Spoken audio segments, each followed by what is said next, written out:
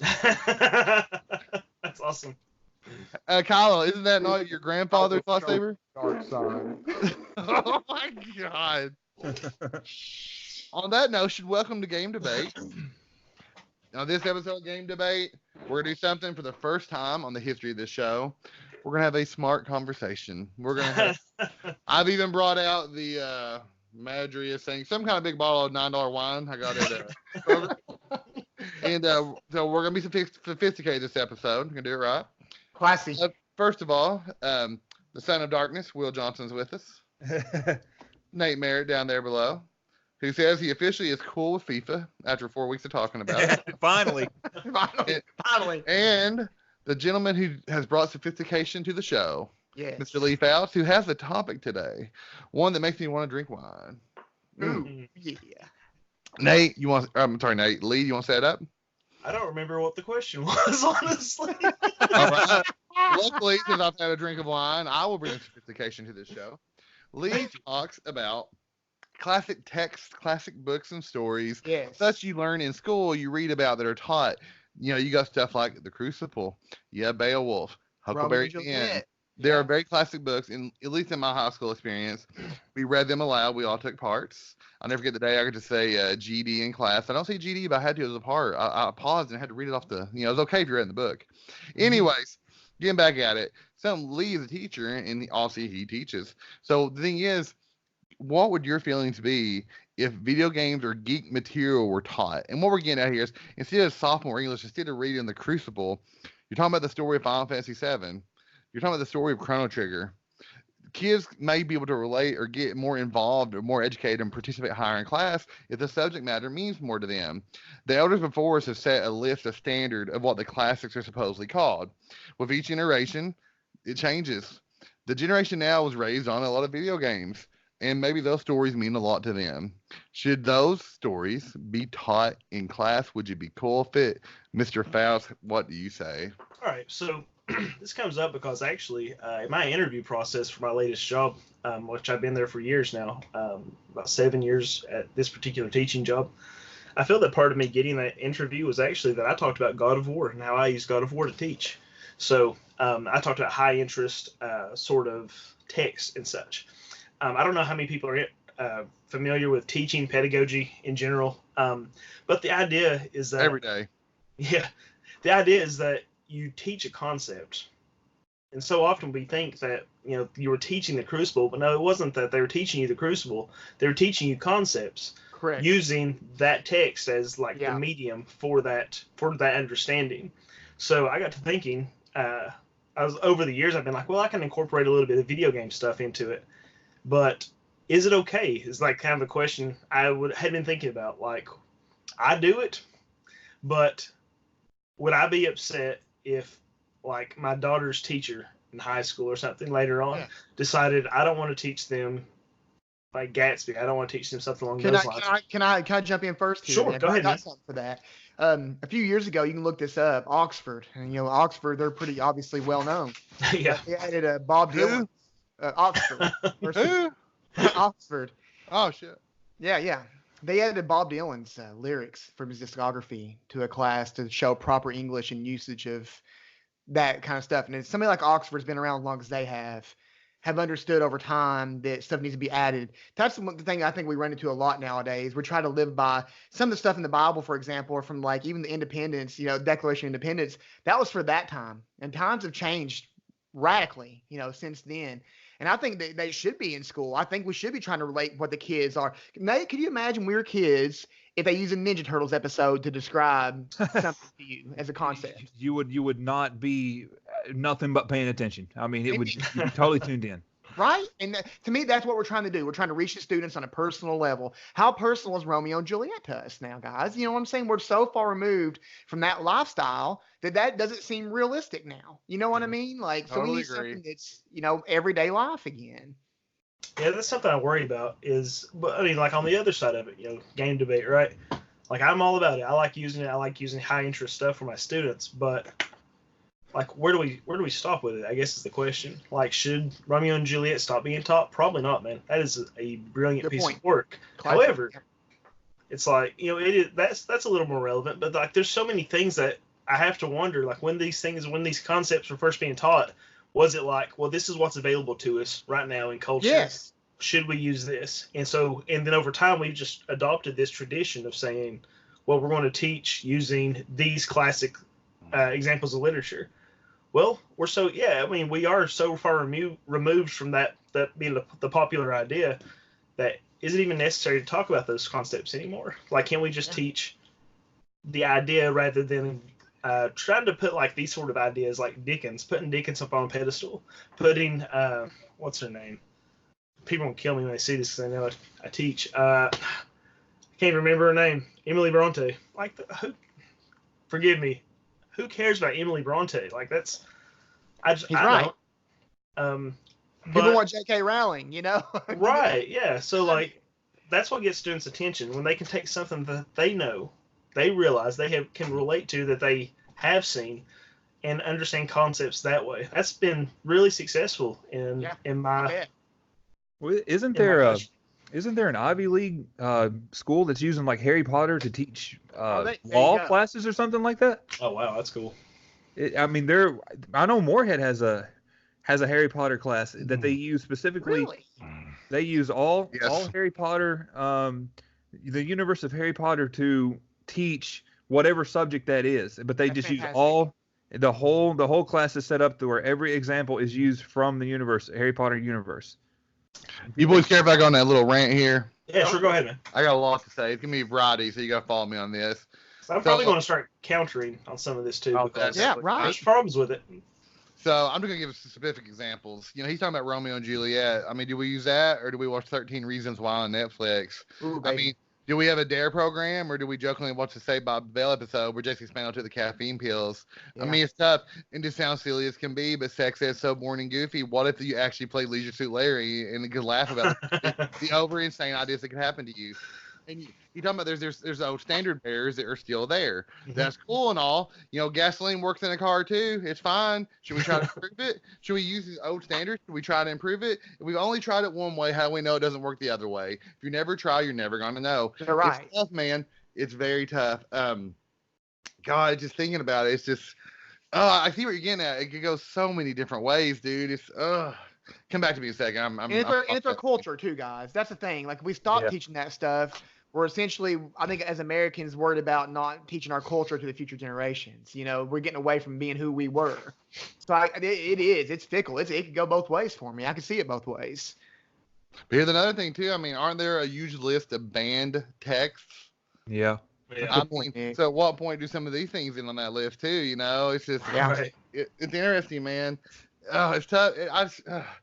And like, thing is, I think about, like, you always hear classes that teach Tolkien, like, you know, Lord of the Rings and all that stuff.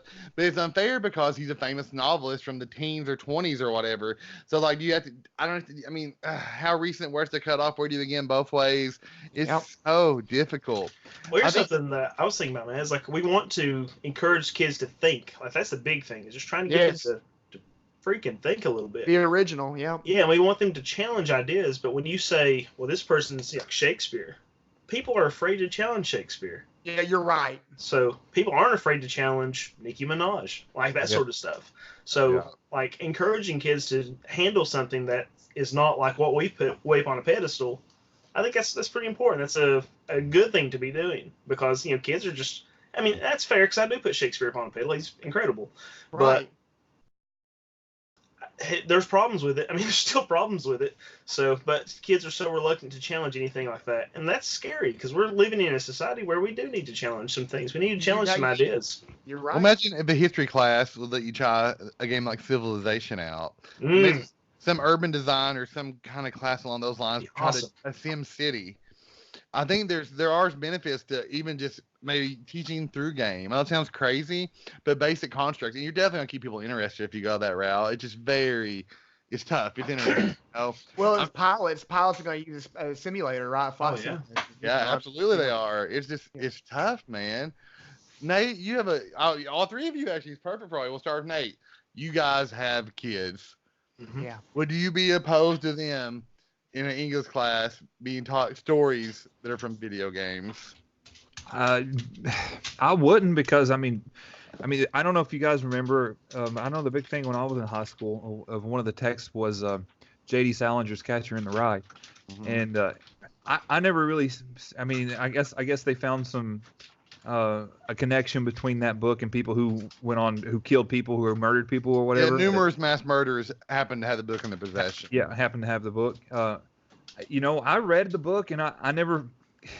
I couldn't figure out the connection there myself just by reading the book, but we weren't allowed to. They took it out of the high school because of that. But I read it on my own because I was so curious as to why I wasn't allowed to read it in school anymore. But for a while, that was like one of the texts that the teachers were passing on for us to read. So if there's other books too. I was just actually right before you got to me, I was going to Google some books that are now on the ban list that were taught even to our generation, that's no longer allowed to be taught, that was full of sex or full of drugs or full of swear words or anything.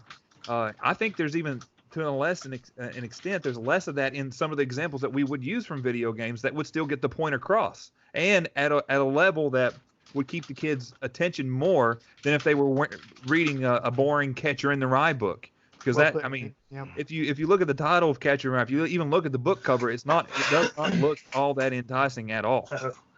About a kid who liked to play baseball or whatever, but he ends up having a lot of struggles in his life, and he looks funny, but whatever. He looks funny. Yeah, I mean, hashtag he hates FIFA boys. Nate, that was his own words. That was his own words. Well, see, Catcher in the Rye was culturally relevant at that time. Like his attitude was culturally relevant, and when it's not anymore, you get rid of it. Why do we need to do it? Now, Nick, you'd ask about having the kids, and I got a good one for you guys. My son's 8 years old. He has 225 hours on Legend of Zelda: Breath of the Wild. Oh, he knows about bravery, about being a hero, compassion. He has to save the Rito village, so they'll help him with his task. He's learning to help others. Think about that concept. That game relationships. It's amazing. That's to get his core, his heart. That's his heartbeat. That is his deepest mind's thought. If that could be taught to him in a manner that I know would reach him, Will recently told me, Breath of the Wild came out 2.5 years ago. He's now 8. When he first played the game, he had difficulty. But why is he able to achieve so much now, Will? What one skill? Oh, be able to read. He can read now. Is he gonna sit down and read a book? Oh, he's done quite a few. Yeah, we've always been big on that, guys. I've talked about this a lot. I've talked about that in the past, not even on past episodes, of how I attribute Final Fantasy 3 on the Super Nintendo to really improve my reading skills by far.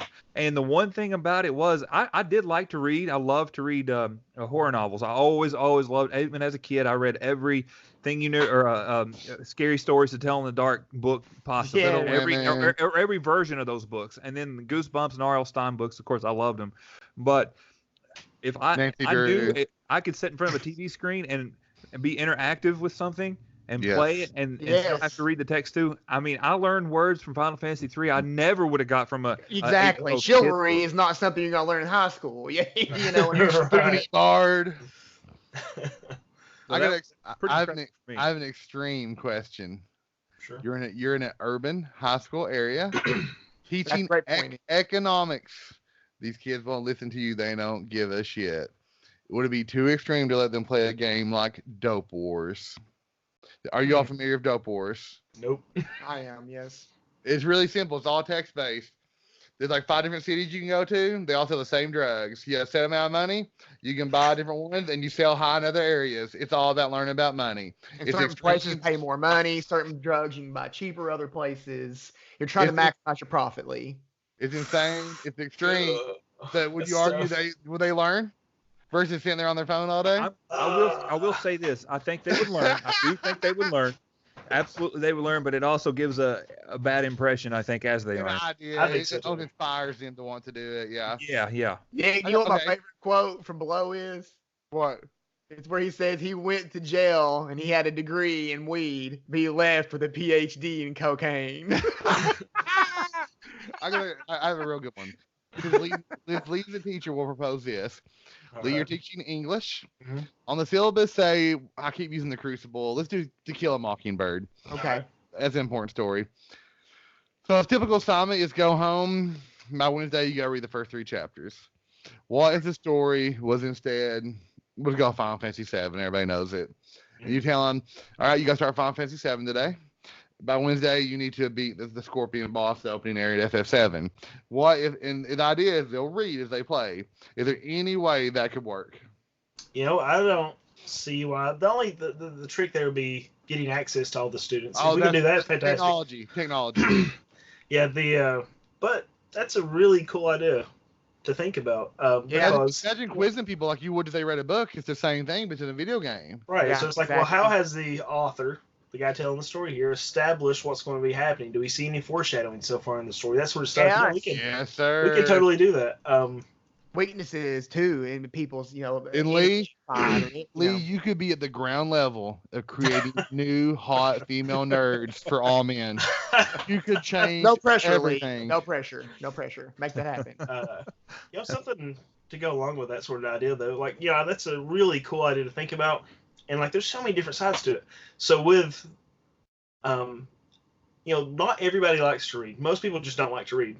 Yeah. But not everybody likes to play video games either. You're right. However, that kind of fits the same way, doesn't it? Like, I tell my students all the time when we talk about text in class, TEXT, it's not necessarily a book. Because when you say a text to students, they think book. I'm like, listen, text are songs, text are video games, text are movies, text are all these different things. We all experience them the same way, and we all talk about them in the same way, and we all interpret them in the same way. And that's what we're trying to do, is learn, get some deeper meaning out of this. How can you better experience the text? How can you dive into that deeper? So why not video games? However, it's like this idea with using classic text, right? Mm-hmm. There's a problem in our society, in my opinion, where people look at you stupid if you don't know certain things, like certain text. Yeah. So that's like, I can't think. 1984. I've actually never read 1984, and I teach English. So people are like, "You can't ever read 1984." I'm like, "Listen, man, there are millions of books out there. I can't read them all." Exactly right. So the idea is that we don't want to teach something like memorization of one person's idea. We want to teach the concept. Like, exactly. How do we see how, symbolism.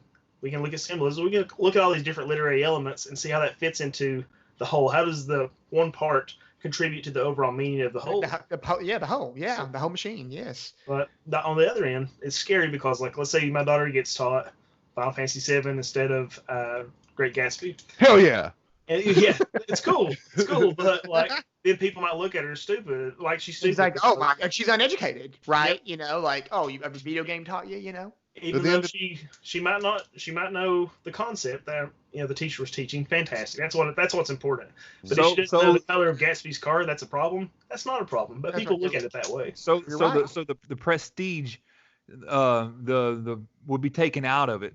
And I know, and I don't know if you feel like this, Lee. I'm not saying you're like this, but I know a lot of people who are in the literary field consider themselves high and mighty, more holier than thou, if you will, because they know all the great books and they've read all these, the Great Gatsby. They know the 1984. They've read everything and they think they're better than everybody else. They're really snobs. Yeah.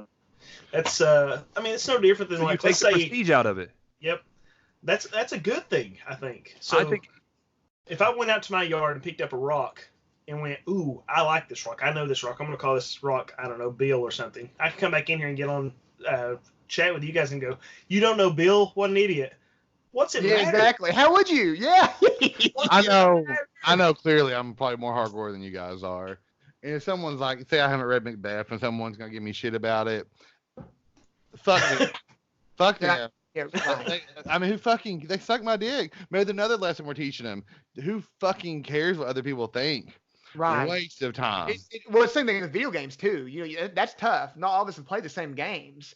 But I don't think that, like, I'm better than you because I've beaten Earthbound and gotten all the shit, all the rare stuff. You know what I mean? But he makes sure we know that he got all those rare drops. Too. I saw recently that he did. So he's the man. I know Bill. I saw pictures of his recently. What's the drop rate? 1 to 256 for 4 different weapons? 1 to 256. Yep. God. 128. Wow. Did you? Here, I got a counterpoint too. I thought about when Lee was talking just now. What I was thinking about when he was saying you're trying to teach a concept. Let's say we're using a video game. I want to use Nick's example of Leisure Suit Larry for like sex education or something. Let's say we're trying to get them to understand the concept that this can happen to you. What Nick said, this can happen to you. Have safe sex. Yeah. What if it's approachable? What if there's somebody who's I don't know if this exists or not. I'm going to say I'm on the fence about the ADHD. Some people say it is, some people say it's fake. Cool. Whatever. Let's just call it ADHD just for the sake of this argument. What if there's a kid who just it doesn't click with him, and he thinks he's just playing a game and having fun with it, and he doesn't get the concept that this can happen to you, but he sees this game as a fun game, and this guy's just having sex with whoever he wants. All the kids are laughing about it. Yeah. So he's having fun with it. He's like, I just don't get it. Well, his teacher's awesome. He's giving us this game to play, and this is so much fun. I'm having sex with all these women. You have his name and phone number? I want to hang out with that guy. Right. Yeah. So if there could be a huge problem. I agree. A kid might not click to him. He might just think he's playing a game. He might not know he's getting educated, no matter how many times you run it through them, because kids these days, if you don't spoon feed them everything, it might not touch base with them. So I don't know. So that part would scare me, regardless of the game. That part right there would scare me, because for some kids it would not click. I can see myself in high school being just, I'm playing Final Fantasy VII, and never getting the point of why I'm playing Final Fantasy. I think that's a good segue into educational games. Obviously, only certain books are taught for a reason. Maybe only certain games should be taught for a reason. Yeah. In the dawn of the internet era, I played a shitload of where in the world is Carmen Sandiego. Kind of like Mario's Missing. I played a lot of Mario's Missing. You learn a lot about geography and history, and it sounds goofy. And you can't take much else from that game. It ain't like killing cops in GTA. I mean, it's pretty. I know the sex ed game. What? Beat him and eat him. Oh no.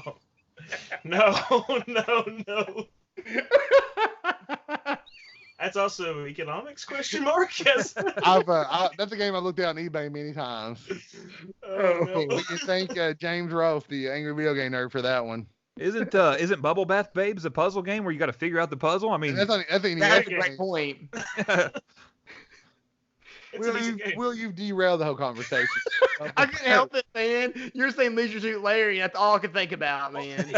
Even as a counterpoint to Nate's idea there, like I completely get that because that actually literally happens just about every day in class. So let's say I teach a modest proposal about eating babies, right? Like people don't understand the irony in that sometimes. They're like, well, we read an article about eating babies today, Fauci's class. Is that swallowing? No, not like feed them and eat them, like eating. Y'all got me plumb tickled now. I tell you, it's the smartest conversation we ever had. Dude, the 50 people that watch this are loving this. Yeah. It do fall flat on some students. I'll give you a really recent example for me. I teach, I'll get this, you're going to think I'm crazy, but I teach Aristotle's Poetics, the creation of art. And I teach literary analysis using Disney's Zootopia. So people might walk in and go, we're just watching a cartoon in class today. Right. I mean, that's just the way it happens. Like, even if it's a literary text, if it's a classic text, people might not get it. Like, Catcher in the Rye, somebody might just go, well, that's about a young boy that curses a lot and he's angry.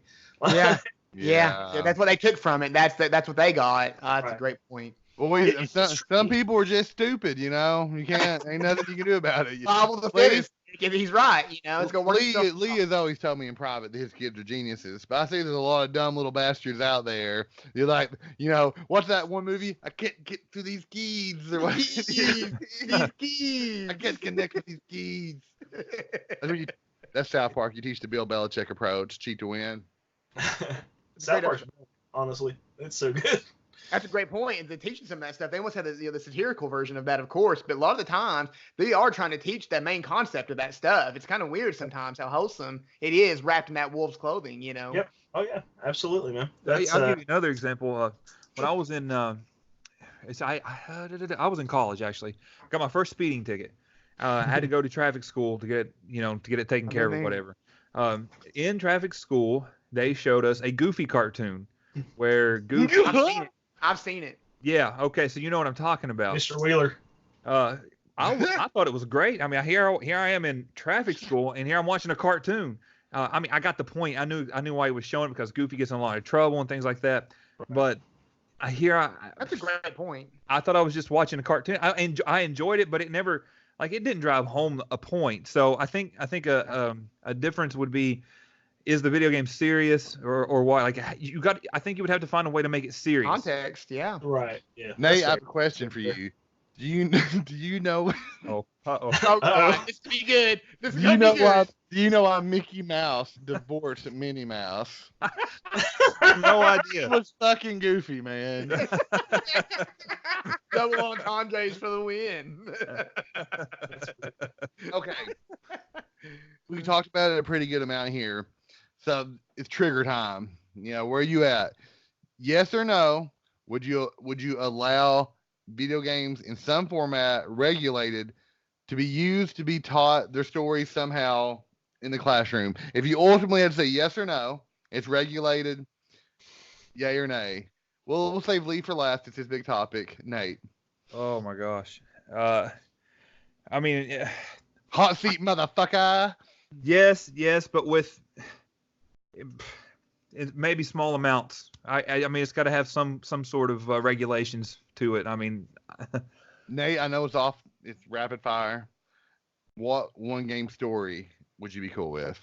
If you need a second, we can jump to Will. Yeah, I got to think about that. Will, of course, hear everybody's on that for sure, because that'd be good. We'll do that. Will, are you open to it? And if you have a game, give it to us. If you don't have time, I can stall. Yes, Earthbound and Mother 3. Dealing with loss. Mother 3 especially. Families and friends. And you maybe not have lost a parent. I haven't, thank God, yet. But we couldn't relate to anybody that has. And Will, with the Magypsies in there, you could be woke with it too. If you haven't played Mother 3, guys, Magypsies are I think you got to cherry pick it, like you all said. It has to be regulated. It has to be the right things. And that's the reason why those games. That's a good one, man. Lee, are you good? You feel good about it yet? You want to talk about it? Sure. I'm going to say yes, because I do it clearly. Yes. And I would, any day of the week. Let me preface by saying I love Of Mice and Men. It's one of my favorite things. But I feel like Final Fantasy 15 is the best story of friendship I've ever heard. It's incredible. I love it. I do too. I would teach that instead. Yeah, awesome. There you go. Nate, you got anything you lean towards at all? Yeah, I think I do. Final Fantasy 15 was a great one. As one of the only games I've ever cried at. Yeah, that's a good one. Yeah, because of friendship. I'm gonna go with Last of Us because there is that's so good. There's a huge. Together, no matter what. There's a point towards the end of that game. There's a huge decision you have to make. I mean, and it's do you hurt one to save all? You say. I mean, there's a lot behind that. It's not just on the surface. That's multifaceted. I mean, you could break that down to lots of different things in life and psychology and psychologically. I mean, that's probably something. It's unbelievable. There's some good lessons in that. Yeah, for me, I think it's real clear. We're humanity. Yeah, that's great. And I'm going to just what Nate said, humanity. So I think we have a technology issue getting everybody's hands. My concept is simple. You need one console. You put it up there. You run Telltale style games. You could do Walking Dead season 1. You could do even something crazy like Until Dawn. The entire class collectively votes on the decision the character makes. Yeah, that's cool. You see consequence. Works together. It's amazing, and you can play it multiple times and let them see what would happen if you made different decisions. Don't be rash, think it out. They go close to certain characters. People will get so involved in that, and you want all the technology. It's so approachable. It's so approachable. And a Telltale episode is generally about an hour. You could, if you got the class motivated and rolling, you go do an episode a day. In 1 week, you could run a whole season, and people will be talking like, "Hey, man, Mr. Faust class, dude, we did that Walking Dead Telltale game, and Clementine did this. It was so sad. Oh, dude died. What happened when you guys played?" I just think it's interesting. That's fantastic. I think in the right setting, I really think the Telltale style game is very approachable, very accessible. And Walking Dead is a little violent, but maybe that's the compromise. Right. There's no sexual stuff in those games. So what's the one with the kids on the island? What's that called? I've taught it. I just can't remember that. Link's Awakening? No. The book about the kids on the island. Is it Telltale? No. This is a book, man. This is Lord of the Flies. Lord of the Flies. Lord of the Flies. Yeah. That is violent. That is a I'm violent gonna pretend to be like, oh yeah, of course, yeah, absolutely. It's about a bunch of kids that kill each other on the island. I mean, like, the violence shouldn't be the issue there. Like, we see that every day. I'm really tired of people in classes saying, like, let's put on our blinders and pretend this stuff doesn't exist. Mm-hmm. Let's teach kids how to deal with this stuff instead. You're right. How to prepare for it. You're absolutely right. So that's one of the reasons why I hated The Walking Dead when they killed off Dale. Spoiler alert, because he was their only voice of reason. He was the humane person on the show. He's the one that died. When he died, they had no voice of reason. They had nobody to make. Well, Herschel, thank God, a little bit after that. For a minute, yeah. His head cut off.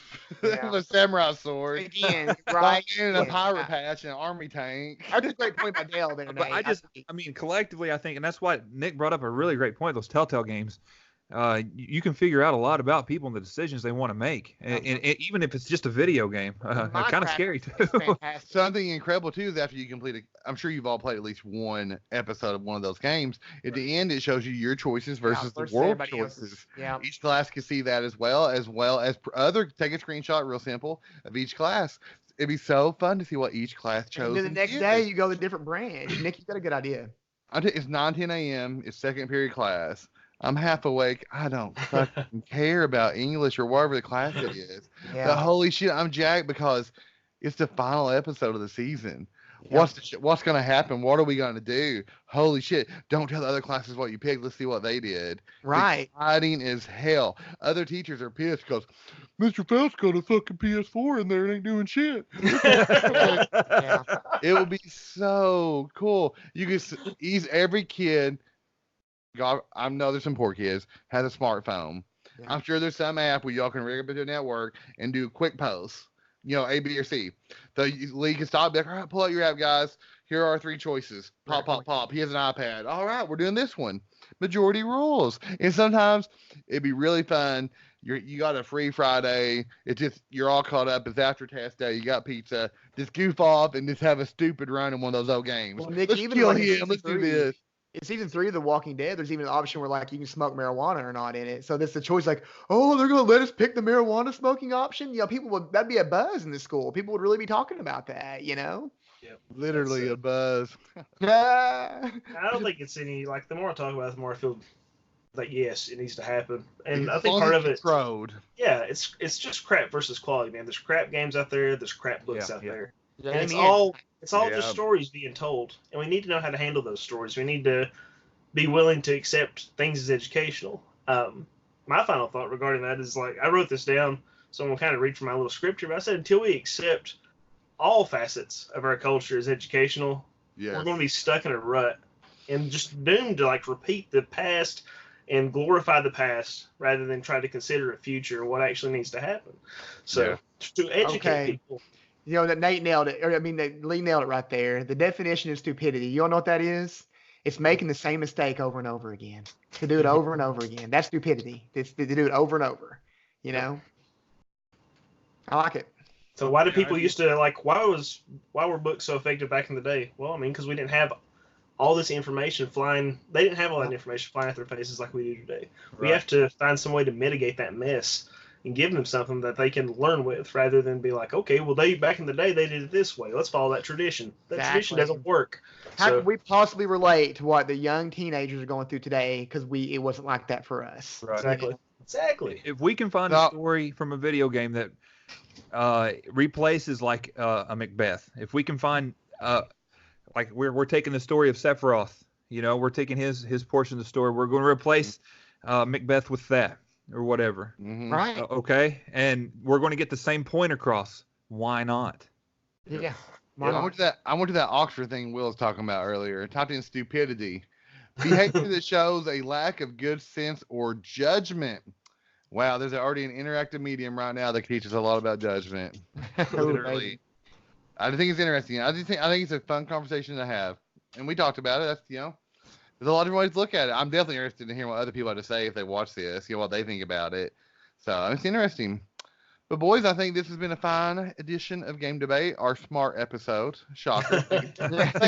We'll thank Lee for that one. Anyways, for Nate, for Will, for Lee, I'm Nick. Anyways, see you next Wednesday. Do it.